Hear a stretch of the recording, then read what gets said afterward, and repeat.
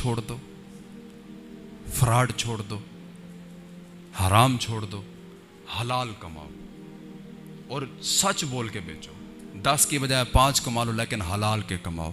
ان 10 میں برکت نہیں ہوگی جتنا ان 5 میں برکت ہوگی. تو یہ مہینہ جو ہے اس میں ہمیں یہ کوشش کرنی چاہیے کہ ہم ولیوں کی شان سنتے ہیں تو ہمیں بھی کوشش کرنی چاہیے کہ ہم بھی ولی بنیں, ہم بھی اللہ کے دوست بنیں, اللہ کے ساتھ دوستی لگائیں. دروازے کھلے ہیں, آج راوی نے کھلے ساوی نے. کل نہیں کسی نے کچھ پوچھنا, جب مر جاؤ گے سب ختم ہو جانا ہے. تو سفر کا مہینہ منحوس نہیں ہے. سفر کے مہینے میں کیا ہوا کوئی بھی کام ادھورا نہیں رہتا. سفر کے مہینہ بھی ویسا ہے جیسے عام مہینے ہے.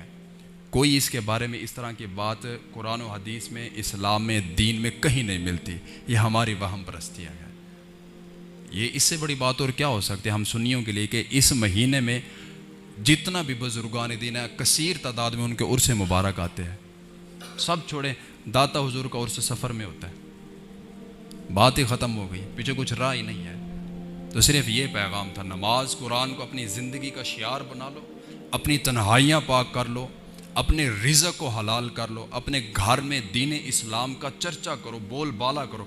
دنیا تمہارے ہاتھ نہ چومے پھر کہنا, معاملات اچھے نہ ہو پھر کہنا, سب کچھ صحیح ہو جائے گا.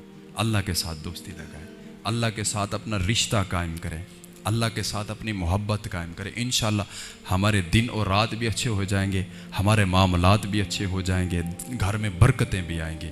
رب تعالی ہم سب کو عمل کی توفیق عطا فرمائے. آمین.